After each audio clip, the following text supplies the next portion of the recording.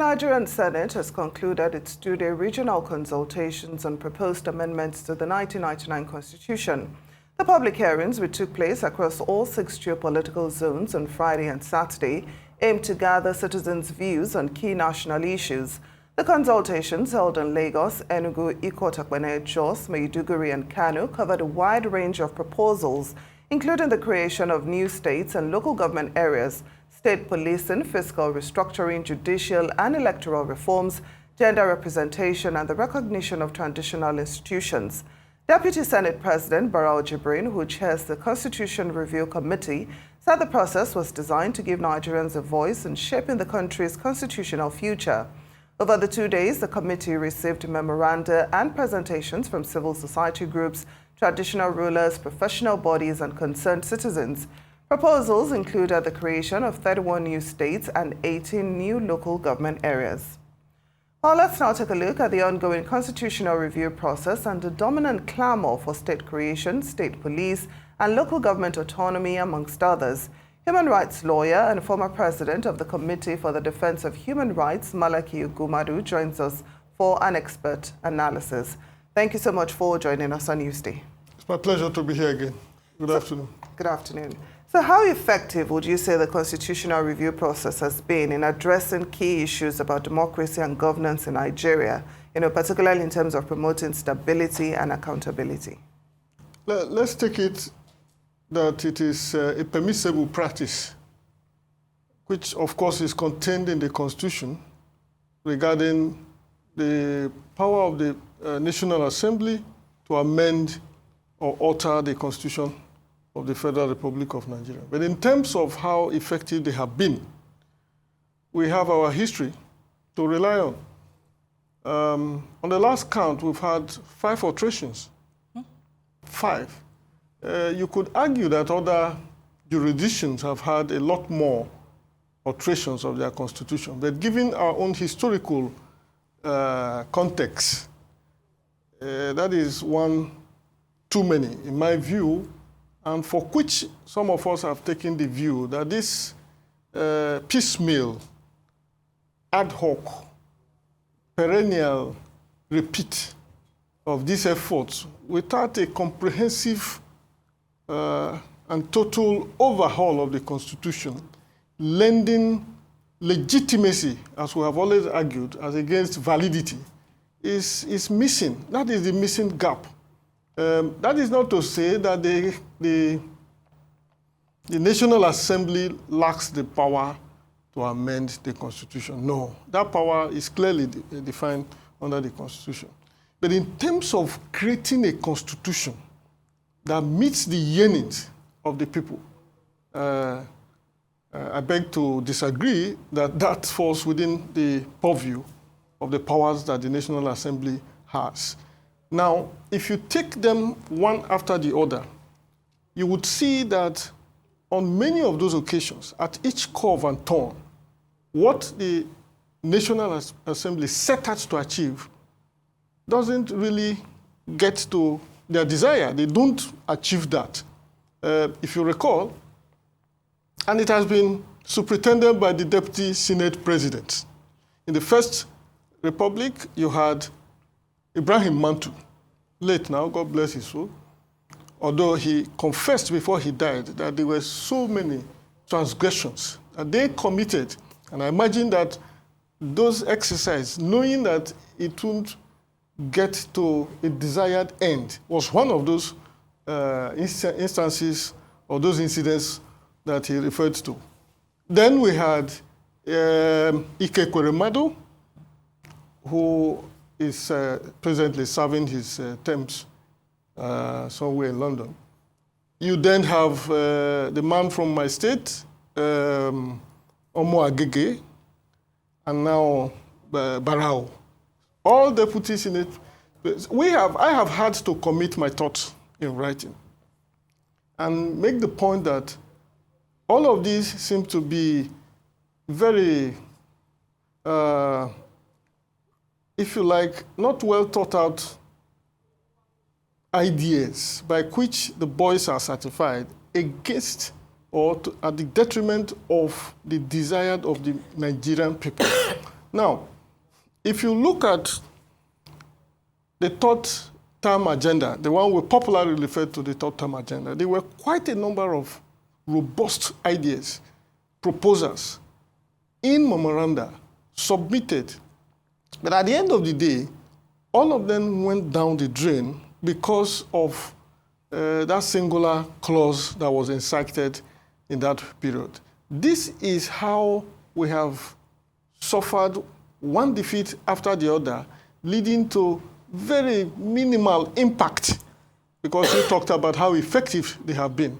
Now, the issue of state creation, the issue of resource control, the issue of local government creation, state policing, and other very important germane questions require the input of the Nigerian people, the nationalities of this country, by far beyond what members of the National Assembly can just decree almost with a fiat. In fact, I was going to represent my own community. I'm talking of the Indo-Shumle Development Association.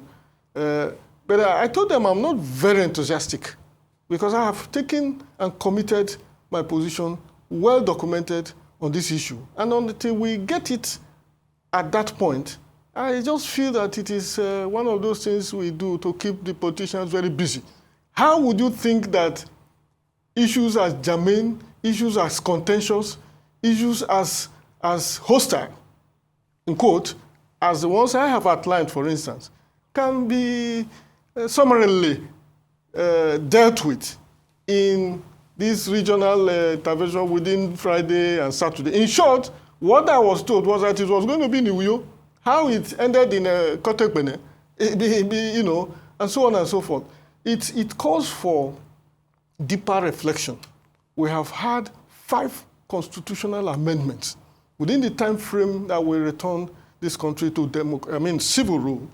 And each of those moments when we come out of, we find that so many other aspects of this constitution needs to be amended. And when that is the case, you can only but sit down to rework the constitution. What we're doing in piecemeal is not paying off at all. Yeah, it's a little too scattered and a little too flippant and not serious enough. Too small. What criteria should be used to determine when a constitutional review is necessary? And how can we ensure that future reviews are not like these ones that seem quite unserious, but need to be more impactful and less prone to, these mere formalities? So the need for amendment, for alterations, using the language of the law, is a permanent feature in human coexistence. The reason being that the society is dynamic. The challenges we face keep mutating. The expectation of the people also change with time. And depending on so many other factors, including economy, there could be the need to review the laws existing with a view to meeting and addressing those changes as they occur. So amendments are recurring decimal in any society where there is human existence, and there is none where there is no human existence, or coexistence, I mean to say. So it is true that amendments are required periodically. But the point we make is that when we have a constitution which was handed over to the people of this country without their input as it ought to be, that constitution, piece of document, suffers a fundamental defect that cannot be cured through amendment. And the point should be made abundantly clear that there is a remarkable difference between amendment and creation or making of a fresh constitution. That is the point. The one falls within the purview of the National Assembly, whose responsibility are broadly characterized or categorized in 3 major forms. lawmaking, which is where this falls in. That, I imagine, includes amendment of the same laws, appropriation, and oversight. That is their broad responsibility. The creation of a constitution does not lie with, in short, the National Assembly ought to make input, having regards to the vantage position that they occupy. But essentially, it must be the people-driven effort and exercise, carefully targeted at reflecting not just their interests and aspiration, but also their historical experiences within the context of the society that you want to capture in that constitution. So whether in South Africa, in Kenya, in Eritrea, they were elaborate. I'm focusing on African countries now. They were elaborate efforts, consultations, participation, inclusion, with a view to gaining the legitimacy. This legitimacy we talk about derives from the participation of the people, and not the other way around when the National Assembly says, okay, go there, go and talk, discuss, and then whatever you say there is nothing at the moment that prevents them from jettisoning what you have said. And that has been the story. Okay. For the sake of time, yes. What would you say are the potential implications of creating new states in Nigeria, particularly in terms of administrative cost, resource allocation, very important question, because it is not a fun fair. It is not a walk on the park. State creation is an issue that ought to benefit from thorough examination. What are the thresholds? Why must a state be created? Is it because the political class need to be satisfied and satiated, or because it is needed to drive development? At the moment, where we are is that state creation has become a cliche, has become a popular campaign slogan by politicians just to be associated with creating political entities that may or may not, in fact, that may not survive. Because, save until recently, many states in this country, and they are in the majority, were not surviving as states. All they could do were to borrow money to pay salaries and nothing else. Now, what is the wisdom? What is the wisdom in multiplying the number of states that we have when we are unable to run those that are existing? In other words, what is the viability of the existing states to justify the creation of more states? Now, do not forget that when you do that, you're also duplicating bureaucracies in those respective states where you have created more governors, more states of assembly, more bureaucracies, and all that goes on with maintaining a functional government system. That is cost. At the moment, we ought to be reducing it. And for me, it's beyond just mere wishes.